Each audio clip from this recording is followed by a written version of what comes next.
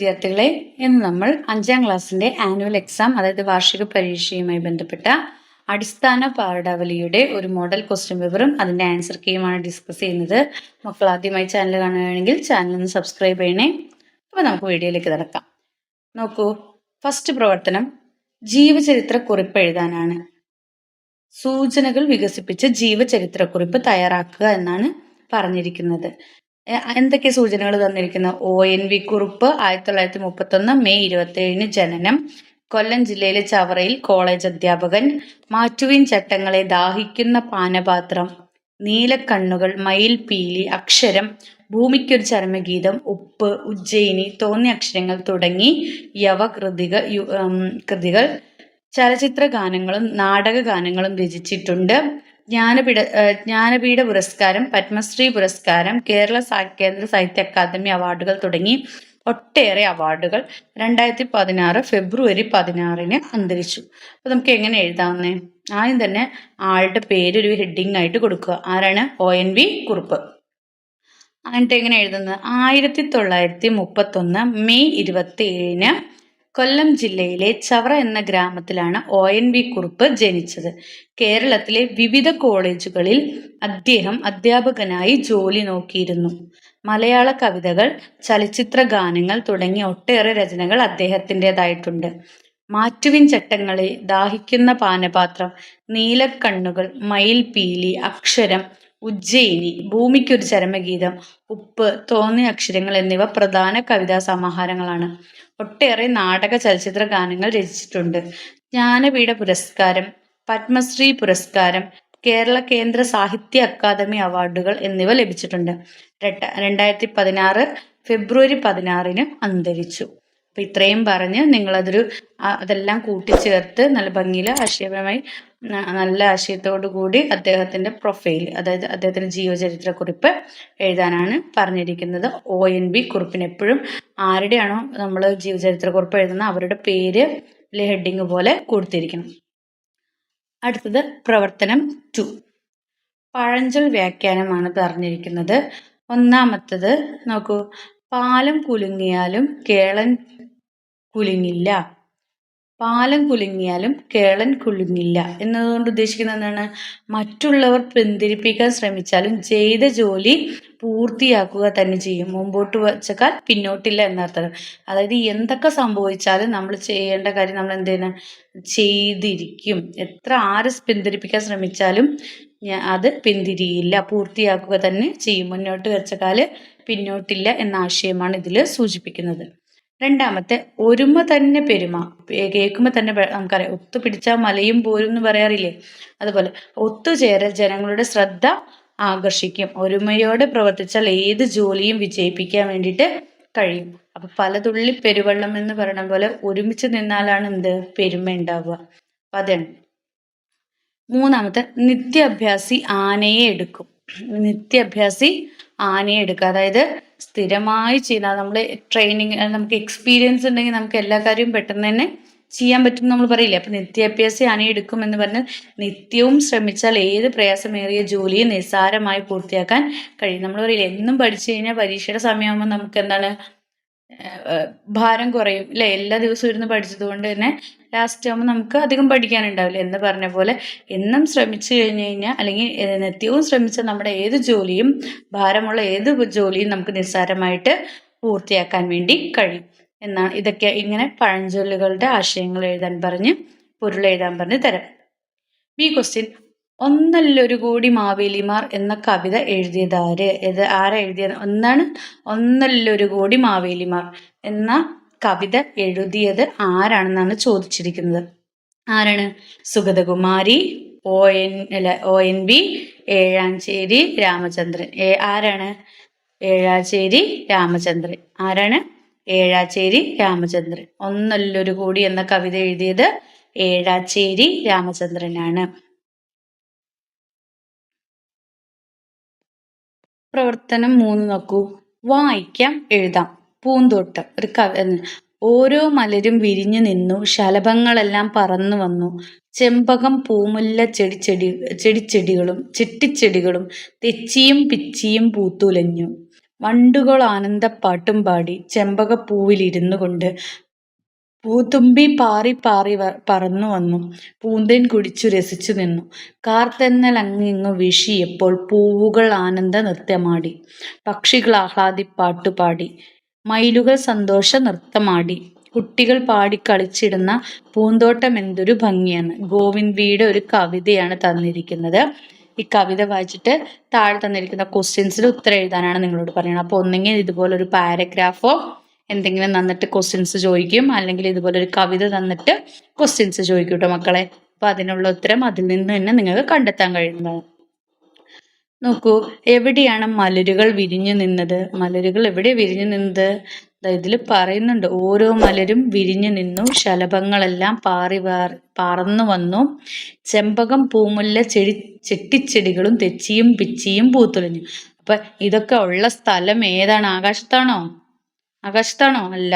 പൂന്തോട്ടത്തിലാണോ കാട്ടിലാണോ? എവിടെയാണ്? പൂന്തോട്ടത്തിൽ. അല്ലേ? പൂക്കളുള്ളത് എവിടെയാണ്? പൂന്തോട്ടത്തിൽ. ആരാണ് ആനന്ദപ്പാട്ട് പാടിയത്? ആനന്ദപ്പാട്ട് പാടിയത് ആരാണ്? ഇതിൽ ആ വാക്ക് തന്നെ ഉണ്ട്, ആനന്ദപ്പാട്ട് പാടിയെന്ന്. വണ്ടുകൾ ആനന്ദപ്പാട്ടും പാടി. അപ്പൊ ആരാണ്? വണ്ടുകൾ. പൂത്തുമ്പിയാണോ? പൂവുകളാണോ? ഇല്ല. നമുക്ക് നമ്മുടെ കവിതയിൽ നിന്ന് തന്നെ ഉത്തരങ്ങൾ എടുത്തെഴുതാം. എപ്പോഴാണ് പൂവുകൾ ആനന്ദ നൃത്തമാടിയത്? എപ്പോഴാണ് പൂവുകൾ ആനന്ദ നൃത്തമാടിയത്? കാർത്തെന്നിലങ്ങിങ്ങു വീശിയപ്പോൾ പൂവുകൾ ആനന്ദ നൃത്തമാടി. കാർത്തെന്നൽ അങ്ങിങ്ങു വീശിയപ്പോൾ. എപ്പോഴാണ് മക്കളെ? കാർത്തെന്നൽ അങ്ങിങ്ങു വീശിയപ്പോൾ. അതായത് പൂന്തേൻ കുടിച്ചപ്പോഴാണോ? മലർ വിരിഞ്ഞപ്പോഴാണോ? അല്ല, കാർത്തെന്നൽ അങ്ങിങ്ങ് വീശിയപ്പോൾ. അതാണ് ശരിയായ ഉത്തരം. കാർത്തെന്നൽ അങ്ങിങ്ങ് വീശിയപ്പോൾ. ഇനി നാലാമത്തെ നോക്കൂ. കുട്ടികൾ പാടിക്കളിച്ചിടുമ്പോൾ എന്ത് മാറ്റമാണ് പൂന്തോട്ടത്തിനുണ്ടായത്? ഭംഗി കൂടുന്നു, മാറ്റമുണ്ടാകുന്നില്ല, സന്തോഷമുണ്ടാകുന്നു. എന്താണ്? കുട്ടികൾ ഓടിക്കളിച്ചപ്പോൾ ഭംഗി കൂടി, ഇല്ലേ? പൂമ്പാറ്റയ്ക്ക് പകരം കവിതയിൽ ഉപയോഗിച്ചിരിക്കുന്ന പദം ഏത്? പൂമ്പാറ്റയ്ക്ക് പകരം ഏതാണ്? നമ്മൾ പൂമ്പാറ്റേനെ വേറൊരു പേര് പറയും, ചിത്രശലഭം എന്നൊക്കെ, അല്ലേ? അപ്പൊ ശലഭങ്ങളെല്ലാം പറന്നു വന്നു. അപ്പം നമ്മള് പൂത്തുമ്പിക്ക് പകരം ഉപയോഗിച്ചിരിക്കുന്ന വാക്ക് ഏതാണ്? അല്ലെങ്കിൽ പൂമ്പാറ്റയ്ക്ക് പകരം പൂത്തുമ്പിക്കല്ല, പൂമ്പാറ്റയ്ക്ക് പകരം ഉപയോഗിച്ചിരിക്കുന്ന വാക്ക് ഏതാണ്? ശലഭങ്ങൾ. ചിത്രശലഭം നമ്മൾ പറയാറുണ്ട്, അല്ലേ? അതാണ് അപ്പൊ ശരിയായ ഉത്തരം. നാലാമത്തെ പ്രവർത്തനം നോക്കൂ. വിശകലന കുറിപ്പ് എഴുതാനാണ്. ഇപ്പരുവത്തിൽ ചിരിക്കാൻ മേല ഒക്കെ പൊറുക്കണേ കാക്കപ്പൂവേ, തിരുവോണം മറക്കാതെ തുമ്പപ്പൂവേ, മുകളിൽ നൽകിയ ഒന്നല്ലൊരു കൂടി മാവേലിമാർ എന്ന കവിതയിലെ വരികൾ വിശകലനം ചെയ്ത് കുറിപ്പ് തയ്യാറാക്കുക. അപ്പൊ ഏത് കവിതയിലെയാണ്? ഒന്നല്ലൊരു കൂടി മാവേലിമാർ എന്ന കവിതയിലെ ഈ മോളിൽ പറഞ്ഞ വരികൾ വിശകലനം ചെയ്ത് കുറിപ്പ് തയ്യാറാക്കാനാണ് പറഞ്ഞത്. അപ്പൊ ഈ ഒന്നല്ലൊരു കൂടി മാവേലിമാർ എന്ന കവിതയിൽ എന്താ പറയണേ? കേരളത്തിന്റെ വെള്ളപ്പൊക്ക കാലത്തെ അനുഭവങ്ങൾ ചേർത്ത് ഏഴാച്ചേരി രാമചന്ദ്രൻ അവതരിപ്പിച്ച അല്ലെങ്കിൽ രചിച്ച കവിതയാണ് എന്ത്? ഒന്നല്ലൊരു കൂടി മാവേലിമാർ. അപ്പൊ അദ്ദേഹത്തിന്റെ കവിതയിലെ ആശയം എന്താണെന്ന് ആദ്യം എഴുതണം.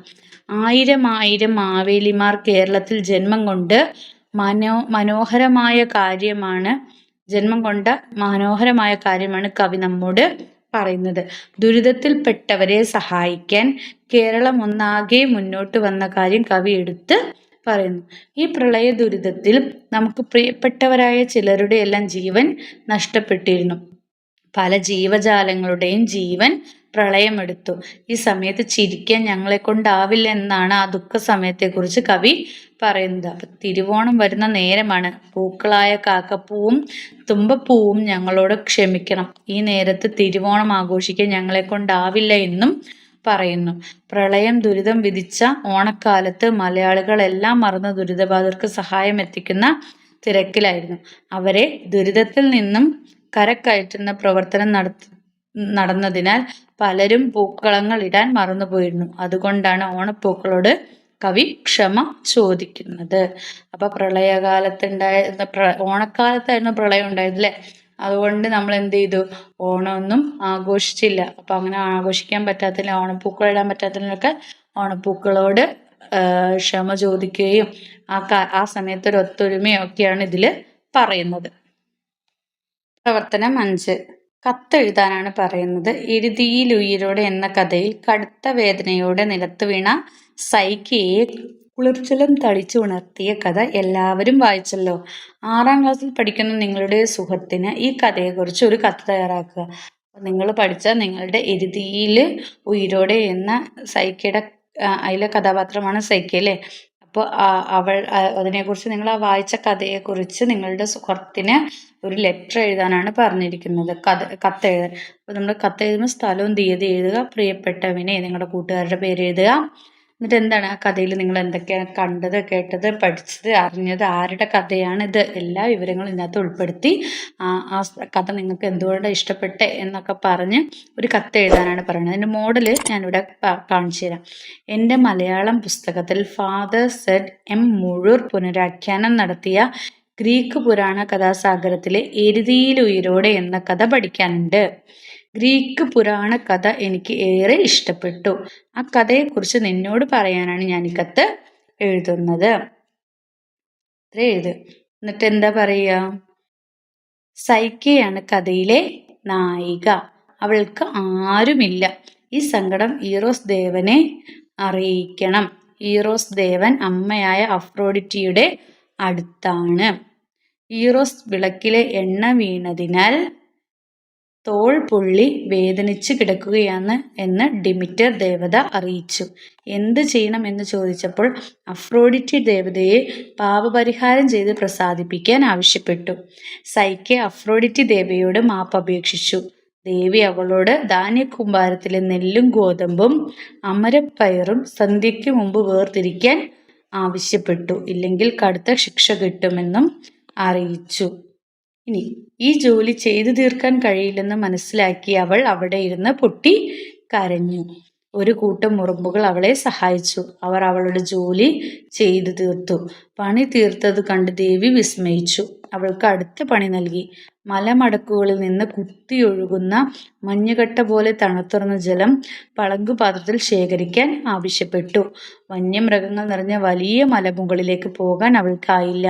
അവളുടെ ദൈന്യം കണ്ട കഴുകൻ അവളെ സഹായിച്ചു. ഇതറിഞ്ഞ് ഇത് കൊണ്ടു കൊടുത്തിട്ടും ദേവി അവളോട് കോപിക്കുകയും ശകാരിക്കുകയുമാണ് ചെയ്തത്. അവൾ ബോധം കെട്ട് നിലത്ത് വീണു. സംഭവങ്ങളെല്ലാം അറിഞ്ഞ ഈറോസ് ദേവൻ പാത്രത്തിലെ കുളിർജലം തളിച്ച് സൈക്കയെ ഉണർത്തി. ഈറോസ് ദേവന്റെ ദർശനത്തിൽ അവൾ ദുഃഖമെല്ലാം മറന്ന് അദ്ദേഹത്തിന്റെ കൈ പിടിച്ച് നടന്നുപോയി. ഇതാണ് ആ മനോഹരമായ കഥ. പുതിയ പുസ്തകമായതിനാൽ നിനക്ക് ആ കഥ വായിക്കാൻ കഴിഞ്ഞിട്ടുണ്ടാവില്ല എന്നെനിക്കറിയാം. തീർച്ചയായും പുസ്തകം കിട്ടിയാൽ നീയും അത് വായിക്കണം. നിനക്കത് ഇഷ്ടമാവും. മറ്റു വിശേഷങ്ങൾ പിന്നീട് എഴുതാം. നിന്റെ പ്രിയ കൂട്ടുകാരൻ, വലിയ കൂട്ടുകാരി എഴുതുക. നിങ്ങളുടെ പേര് എഴുതുക. അങ്ങനെ അത് അവസാനിപ്പിക്കുക. ഇങ്ങനെ ഒരു കത്ത് എഴുതാനാണ് പറഞ്ഞിരിക്കുന്നത്. ഇനി 6ാമത്തെ പ്രവർത്തനം നോക്കൂ. വായനാക്കുറിപ്പ് തയ്യാറാക്കാനാണ് പറഞ്ഞിരിക്കുന്നത്. മണ്ണിൽ വിത്തിറക്കുക മനുഷ്യധർമ്മം. ഒരു ബുദ്ധ സന്യാസി വയലിൽ വിത്തിറക്കുന്ന ഒരു കർഷകനെ കണ്ടു. താങ്കൾ എന്ത് ചെയ്യുകയാണ്?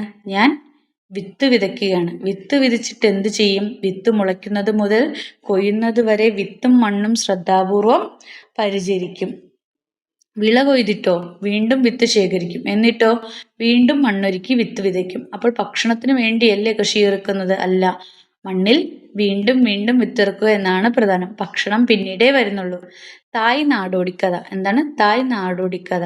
ഈ കഥ ഇഷ്ടമായില്ലേ? കനൽ വഴിയിൽ കരുത്തോടെ എന്ന യൂണിറ്റിലെ ഭൂമിക്ക് വേണ്ടി എന്ന പാഠഭാഗത്തെ ആശയങ്ങൾ കൂടി ബന്ധപ്പെടുത്തി ഈ കഥയ്ക്ക് വായനക്കുറിപ്പ് തയ്യാറാക്കുക. ഈ തായ് നാടോടി കഥയും നിങ്ങളുടെ ഭൂമിക്ക് വേണ്ടി എന്ന പാഠഭാഗത്തെ ആശയങ്ങൾ കൂടി ബന്ധപ്പെടുത്തി ഈ കഥയ്ക്ക് ഒരു വായനാക്കുറിപ്പ് തയ്യാറാക്കാനാണ് പറഞ്ഞിരിക്കുന്നത്. അപ്പോൾ നമുക്ക് എങ്ങനെ ഒരു മോഡൽ എന്താണെന്ന് നോക്കാം. മണ്ണിൽ വിത്തിറക്കുക എന്നത് മനുഷ്യ ധർമ്മമാണ് എന്ന ആശയമുള്ള തായ് നാടോടിക്കഥ എനിക്ക് വളരെ ഇഷ്ടപ്പെട്ടു. ബുദ്ധ സന്യാസി ഒരു കർഷകനെ കണ്ട് വിത്തിടുന്നതിലെ കാര്യം അന്വേഷിക്കുകയാണ്. വിത്ത് വിധിച്ചിട്ടത് എന്ത് കാര്യം എന്ന ചോദ്യത്തിന് വിത്തും മണ്ണും പരിചരിക്കുകയാണ് എന്നായിരുന്നു മറുപടി. വിള കൊയ്താൽ എന്തു ചെയ്യുമെന്ന ചോദ്യത്തിന് വീണ്ടും വിത്ത് ശേഖരിക്കുമെന്നാണ് അയാളുടെ മറുപടി. ഭക്ഷണത്തിന് വേണ്ടിയല്ല കൃഷി ഇറക്കുന്നത് എന്ന ചോദ്യത്തിന് മണ്ണിൽ വീണ്ടും വിത്തിറക്കുകയാണ് പ്രധാനം എന്നായിരുന്നു കർഷകൻ പറഞ്ഞത്. ഭൂമിക്ക് വേണ്ടി, കാലാവസ്ഥയ്ക്ക് വേണ്ടി ഗ്രേറ്റ എന്ന സ്കൂൾ കുട്ടി 2018 സ്റ്റോക്ക്ഹോം നഗരത്തിൽ സമരം ചെയ്ത കഥ പാഠകത്തിൽ നിന്ന് മനസ്സിലാക്കാൻ കഴിഞ്ഞു. അവളോടൊപ്പം ആദ്യം കുറച്ച് കുട്ടികൾ മാത്രമായിരുന്നു. ഗ്രേറ്റ ഇൻസ്റ്റഗ്രാമിൽ സമരത്തിന്റെ ചിത്രം പങ്കുവച്ചതോടെ സമരത്തിന് പിന്തുണയുമായി കൂടുതൽ ആളുകളെത്തി. ഈ കർഷകനും ഭൂമിക്കും വേണ്ടിയാണ് വിത്ത് വിതയ്ക്കുന്നത്. ഈ കർഷകൻ ഭൂമിക്ക് വേണ്ടിയാണ് വിത്തിനും ഭൂമിക്കും അത് ആവശ്യമാണ് എന്ന് അദ്ദേഹം തിരിച്ചറിയുന്നു. വിത്തിനും ഭൂമിക്ക് അത് ആവശ്യമാണെന്ന് തിരിച്ചറിഞ്ഞു. ഇതുപോലെ എല്ലാവരും ചിന്തിച്ചാൽ നമ്മുടെ ഭൂമിയെ ഫലഭൂയിഷ്ടമാക്കി നമുക്ക് മാറ്റാൻ കഴിയുക തന്നെ ചെയ്യും. അപ്പോൾ ഇത്രയൊക്കെയാണ് ആക്ടിവിറ്റീസ് ഉള്ളത്. മക്കൾക്ക് ഈ വീഡിയോ ഉപകാരപ്രദമായെന്ന് വിചാരിക്കുന്നു. വീഡിയോ ഇഷ്ടമായി ലൈക്ക് ചെയ്യുക, ഷെയർ ചെയ്യുക. ചാനൽ ആദ്യമായി കാണുന്നവരുണ്ടെങ്കിൽ ചാനൽ ഒന്ന് സബ്സ്ക്രൈബ് ചെയ്യണേ. Then see you again. Thank you.